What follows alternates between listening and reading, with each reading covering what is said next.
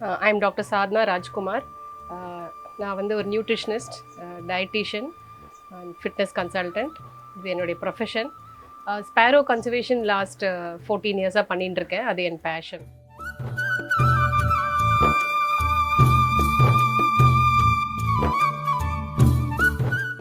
So actually நான் வந்து பிறந்து வளர்ந்ததெல்லாம் பெரம்பூரில் தான். அங்கே அந்த ஒரு பெரிய வீடு அது. அதில் வந்து குருவி நிறைய அந்த வீட்டுக்குள்ளேயே வந்து கூடு அமைக்கும். டைனிங் டேபிளில், கிச்சனில் எல்லா இடத்துலையும் இருந்தது அது.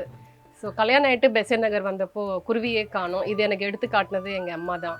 எப்படின்னா ஒரு வாட்டி எங்கள் அம்மா வீட்டுக்கு போனப்போ பெரம்பூரில் எங்கள் அம்மா வந்து குருவியே காணோன்னு சொல்லியிருந்தாங்க. கையில் சாதம் வச்சுட்டு குருவியே காணோன்னு சொல்லிட்டு இருந்தாங்க. நான் அப்போ அந்த ஸ்டேட்மெண்ட்டை டிஸ்மிஸ் பண்ணிட்டேன். ஏன்னா எப்போவுமே எங்கள் வீட்டு ஃபுல்லாக குருவி இருக்கும். லிவிங் ரூம்லேயே அது ஒரு கூண்டை கட்டி அது பாட்டுக்கு அது வாழ்ந்துட்டுருக்கோம். நாங்கள் பாட்டுக்கு எங்கள் வேலை போயிட்டுருக்கோம். டைனிங் டேபிளில், கிச்சனில் பார்ட் ஆஃப் த ஃபேமிலி மாதிரி இருந்தது. இப்போ எங்கள் அம்மா சொன்னது வந்து எனக்கு அவ்வளோ சீரியஸாக எடுத்துக்கல. பட் 1 வீக் கழித்து நான் இன்டர்நெட்டில் சர்ஃபிங் பண்ணுறச்ச ஏதோ பார்க்குறச்ச எனக்கு இந்த ஒரு ஆர்டிக்கிள் பார்த்தேன். இந்த மாதிரி லண்டனில் சிட்டியில் வந்து குருவி நல்லா குறைஞ்சின்னு இருக்குன்னாங்க. அப்போ தான் நான் கனெக்ட் பண்ணேன். ஸோ அம்மா சொன்னதும் அந்த ஆர்டிக்கிளும் கரெக்ட் தான் அப்படின்னு அப்புறம் நான் பார்க்குறச்ச என்னை சுற்றி பார்க்குறச்ச குருவியே காணும். ஸோ அதனால தான் நான் வந்து this motivated me to start work on Sparrow conservation. First வந்து என்ன பண்ணேன்னா எங்கள் கார்பெண்டருக்கு ஃபோன் பண்ணி வுட்டில் ஒரு நெஸ்ட்டு பண்ண வச்சேன். வேஸ்ட் வுட்டில் பண்ணி அவர் 5 நெஸ்ட்டு பண்ணார்.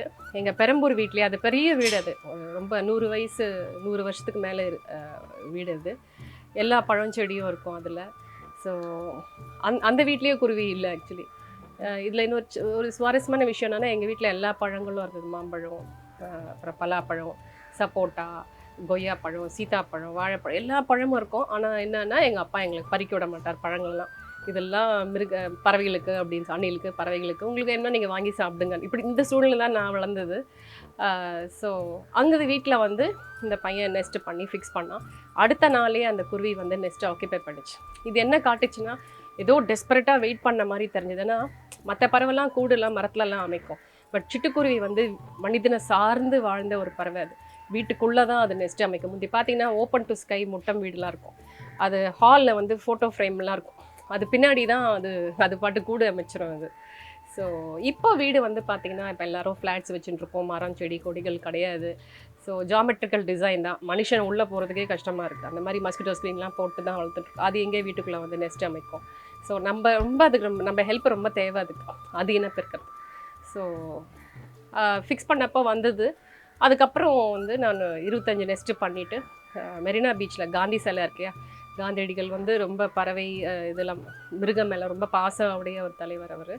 ஸோ அந்த ஸ்டாச்சு கிட்ட போயிட்டு நிறைய பேர் சென்னையிலேருந்து வருவாங்க டெய்லி வாக்கிங்க்கு. அங்கே போய் இந்த பற்றி நெஸ்ட்டு வச்சுட்டு அவங்களுக்குள்ள ஃப்ரீயாக அதை நெஸ்ட்டை கொடுத்து இந்த மாதிரி குருவி இன்னும் அழிஞ்சுட்டு இருக்க கொஞ்சம் தயவுசெய்து ஹெல்ப் பண்ணுங்கன்னு சொல்லிட்டு அவங்களுக்கு நெஸ்ட்டு ஃப்ரீயாக கொடுத்து என் ஃபோன் நம்பரையும் கொடுத்தேன். சப்போஸ் நெஸ்ட்டில் குருவி ஆக்குபை பண்ணிச்சா அதை எனக்கு ஃபோன் பண்ணி சொல்லுங்கள். சில பேர் ஃபோன் பண்ணுவாங்க, நிறைய பேர் ஃபோன் பண்ணல. நிறைய சக்ஸஸ் ஸ்டோரிஸ் நிறையா வந்தது. ஸோ அதுக்கப்புறம் நிறைய நெஸ்ட்டு பண்ண ஆரம்பித்து ஃப்ரெண்ட்ஸுக்கு கொடுத்தேன். அதுக்கப்புறம் நிறைய இடத்துல போய்ட்டு கேம்ப் மாதிரி போட்டு நெக்ஸ்ட்டு ஃப்ரீயாக விநியோகம் பண்ணேன். நான் அது ஃபஸ்ட்டு 2009 தான் பண்ண ஆரம்பித்தது. ஏற்கனவே 14-15 இயர்ஸ் ஆகுது. இது வரைக்கும் ஒரு 7000 நெஸ்ட்டு கிட்ட. அதாவது cardboard next, wooden next, terracotta next, 3 நெஸ்ட்டும் பண்ணியிருக்கேன். நான் ஏன் டெரக்கோட்டா நெஸ்ட்டுக்கு ஃபைனலாக செட்டில் ஆனேன்னா பிகாஸ் அது ரொம்ப eco friendly plus cheap also compared to wooden nest. Wooden nest செய்கிறது கொஞ்சம் காஸ்ட்லி. பட் டெரக்கோட்டா நெஸ்ட் வந்து எர்த் ஃப்ரெண்ட்லி, அது என்வாயன்மெண்டல் ஃப்ரெண்ட்லி. அதனால டெரக்கோட்டா நெஸ்ட் பண்ண ஆரம்பித்து கொடுக்க ஆரம்பித்தேன். என் ஃபேமிலி வந்து நல்லா சப்போர்ட் பண்ணாங்க. லைக் எங்கள் ஹஸ்பண்ட்லாம் இன்டர்ஃபியர் பண்ணவே மாட்டார்.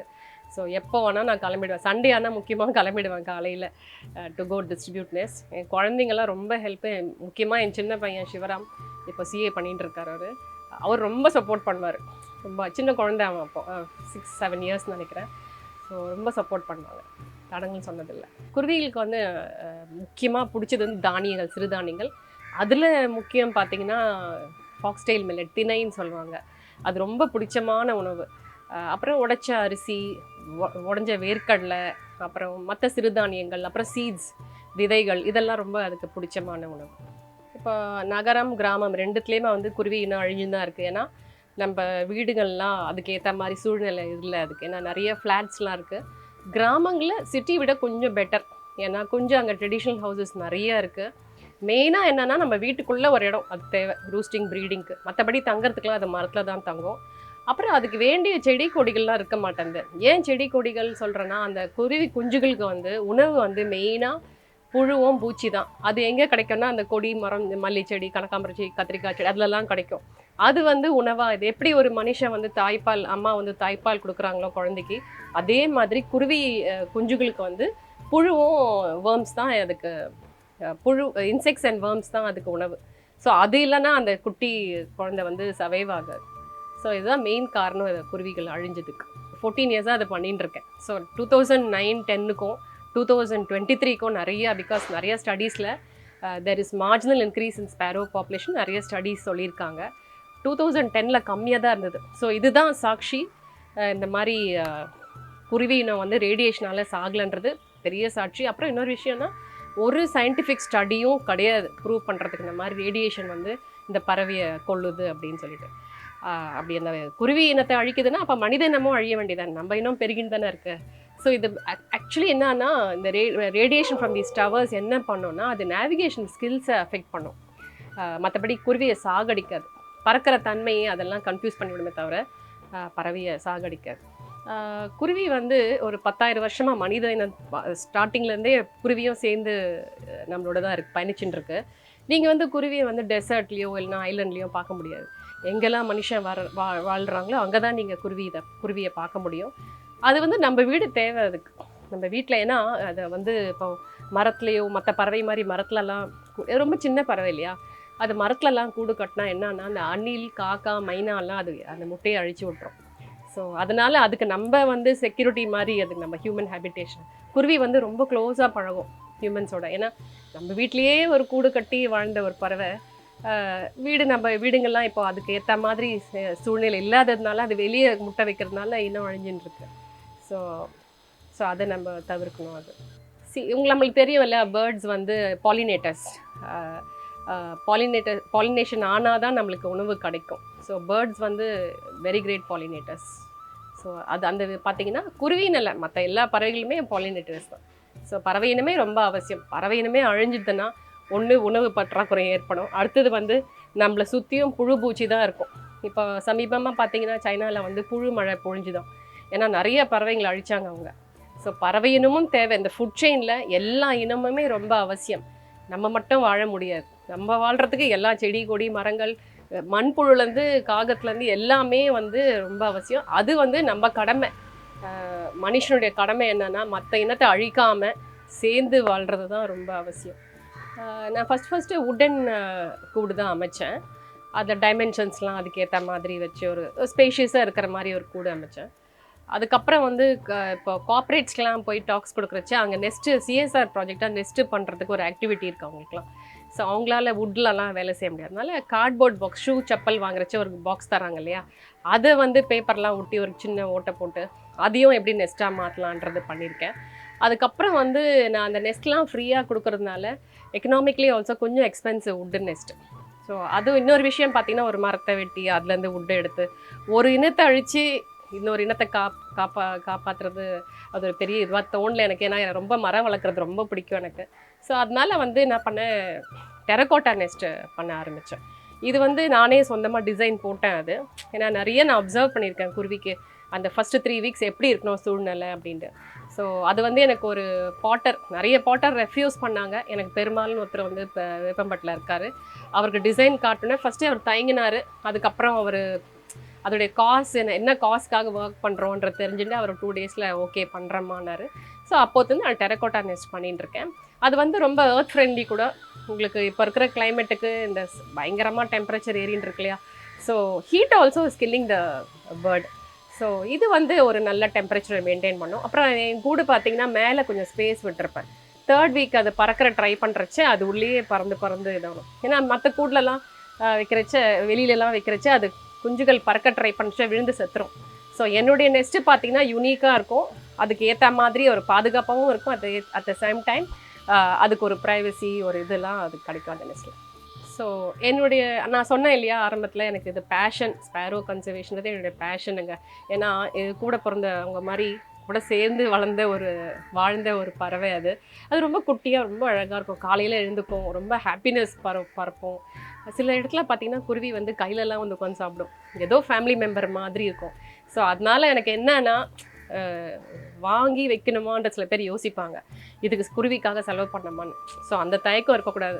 I just want people to come and take the next and host it.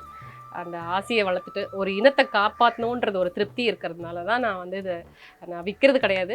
எப்போவுமே இது ஃப்ரீயாக தான் கொடுக்கணும்னு சொல்லிட்டு வச்சுருக்கேன். ஸோ நான் எல்லாமே வுட்டு, கார்ட்போர்டு, டெரக்கோட்டான்னு பார்த்தீங்கன்னா 7000 நெஸ்ட்டு கிட்ட நான் கொடுத்துருக்கேன். ஸோ என் நெஸ்ட்டு பார்த்தீங்கன்னா ஜம்மு காஷ்மீர் போயிருக்கு, துபாய் போயிருக்கு, கீழே கன்னியாகுமரி வரைக்கும் போயிருக்கு, Bombay, Kolkata, all over India.